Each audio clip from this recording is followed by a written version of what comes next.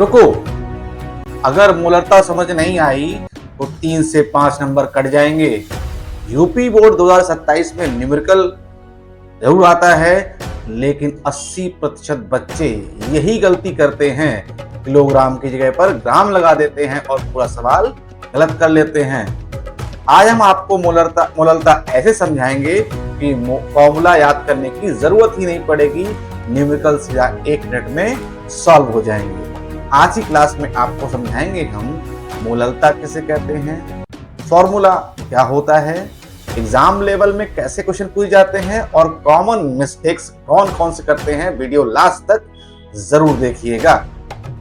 तो शुरू करते हैं आज का वीडियो। तो आज का जो टॉपिक है हमारा वो है मोलरता। यूपी बोर्ड क्लियर कॉन्सेप्ट के साथ पहले पढ़ेंगे परिभाषा। किसी विलयन में उपस्थित विलेय सॉल्यूट के मोलों की संख्या विलायक के 1 किलोग्राम में व्यक्त द्रव्यमान के अनुपात को मोलरता कहते हैं। या फिर इसको आप ऐसे भी लिख सकते हैं, 1 किलोग्राम विलायक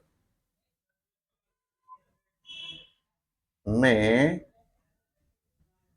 उपस्थित विलेय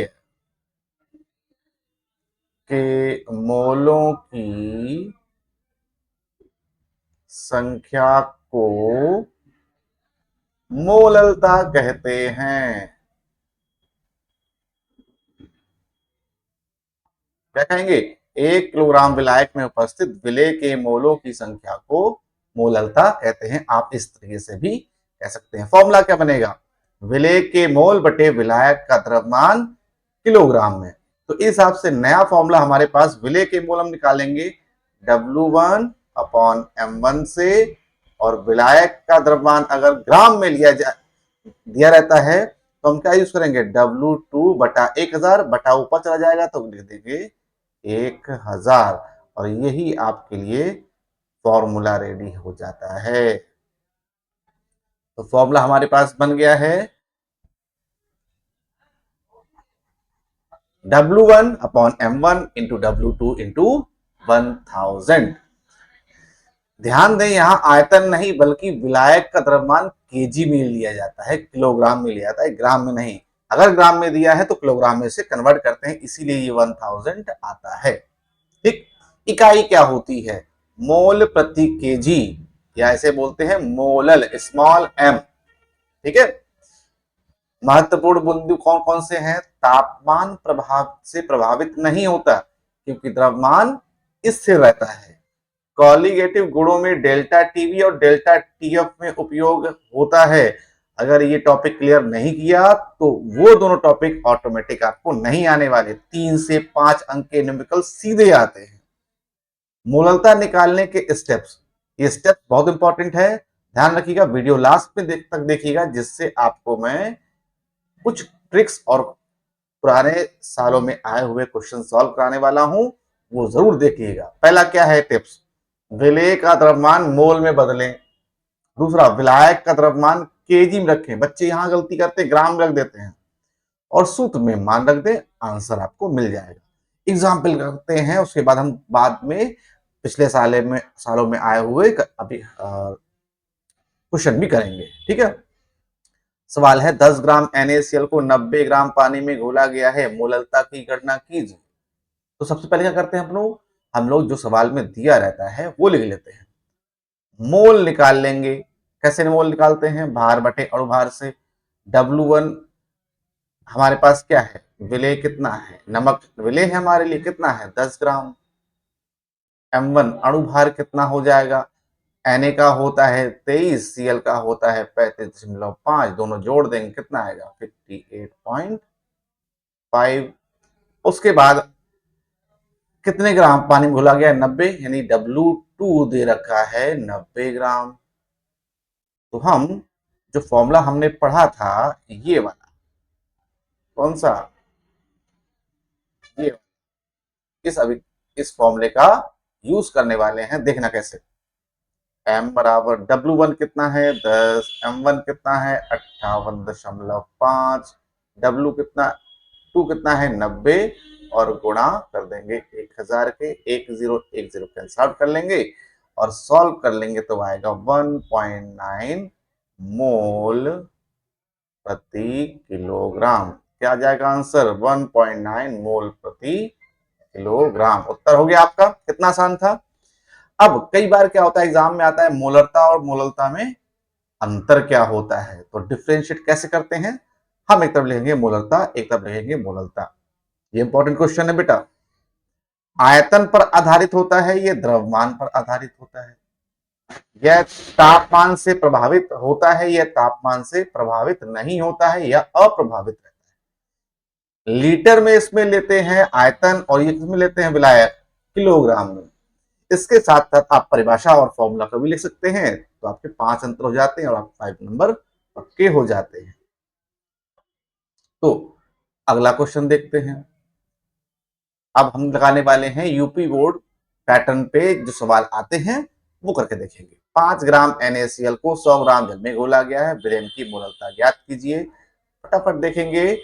मोलरता का सूत्र हम यूज करेंगे W1/M1। W1 का मान कितना है, नमक कितना है 5 ग्राम। इसका अणुभार निकाल सकते हैं। NaCl का अभी निकाला था 58.5। W2 दे रखा है 100 ग्राम जल है, तो मान लगा देंगे हम m बराबर W1 5, M1 58.5 और ये है W2 है 100 और ये आपका 1000। 2 जीरो से 2 जीरो कैंसिल आउट हो जाएंगे, दशमलव हटाएंगे, जीरो बढ़ा लेंगे। अब बचेगा हमारे पास 50/58.5। तो 585 बचेगा, सॉरी दशमलव हटा के लगा दिया था हमने ऊपर। तो हमारे पास जो मान आएगा 0.855 मोल प्रति किलोग्राम। देखना बच्चों कितनी आसानी से हमने आंसर निकाल लिया है 0.155, 0.855। ठीक है ना। अगला क्वेश्चन, अगला क्वेश्चन क्या है। 2 मोल KCl को 500 ग्राम जल में घोला गया है, मोललता ज्ञात कीजिए। तो ये हमारे पास W1 है, W1 है 2, M1 कितना हो जाएगा KCl कितना होता है हमेशा याद रखेंगे, डायरेक्टली मोल दे रखे हैं। जब मोल दिया हो तो हम क्या सूत्र लगाएंगे, फिर ये सूत्र नहीं लगाएंगे। फिर हम जानते हैं मोल कैसे निकलते हैं W1/M1 से, तो हम क्या लगा देंगे फॉर्मूला। तो m बराबर हो जाएगा W1/M1 की जगह क्या रख देंगे, देखो W1/M1 इंटू W2 इंटू 1000, ये तो फॉर्मूला होता है। तो इसकी जगह पर हम मान क्या रख देंगे 2 मोल, तो रख दिया हमने। तो W2 कितना है 500, तो 500 लिख दिया और गुणा कर दिया 1000 के। 500 भाग दिया 2 बार, क्या 2 दूनी 4 मोल प्रति लीटर। क्या आ गया 4 मोल प्रति लीटर। कितने आसानी से सवाल लग रहे हैं देखिए। वीडियो अच्छी लग रही है लाइक शेयर सब्सक्राइब करते रहिए। अगला क्वेश्चन, 10 ग्राम ग्लूकोज को C6H12O6 को 200 ग्राम जल में घोला गया है, मोललता की गणना करनी है। ग्लूकोज का अणुभार दे रखा है 180।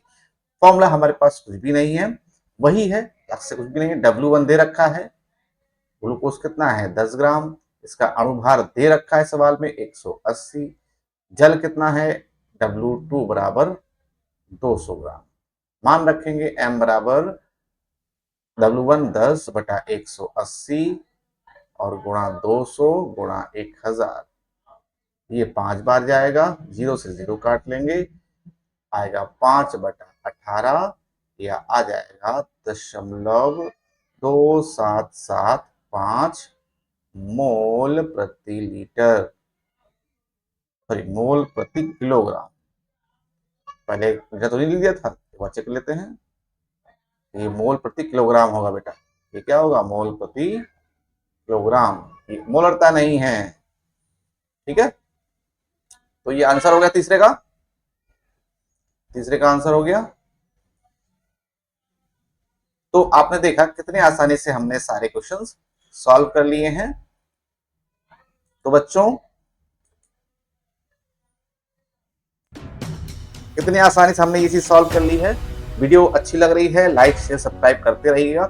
और एक बात, इस साल हम प्रैक्टिकल्स की अलग कॉपी बनाएंगे और उसमें सारे प्रैक्टिकल्स कैसे किए जाते हैं, वाइवा में क्या क्वेश्चंस आते हैं, आपको कौन कौन से चार्ट में टॉपिक बनाने चाहिए, उस चार्ट का डिस्क्रिप्शन, उसके बारे में पूरे वाइवा के सारे क्वेश्चंस वो मैं सब कुछ तैयार करवाऊंगा। उसका मैं शेड्यूल बनाऊंगा, शेड्यूल आपको शेयर कर दूंगा। जुलाई से वो स्टार्ट होगा, कोशिश करूंगा उससे पहले करने की, पर मान लीजिए उस टाइम के आसपास आएगा, जिससे आपके प्रैक्टिकल से पहले तक सारे आपके प्रैक्टिकल मैं कवर कर दूं और विद वाइवा के साथ, विद प्रोजेक्ट वर्क के साथ। ठीक है, मिलते हैं अगले वीडियो में, तब तक के लिए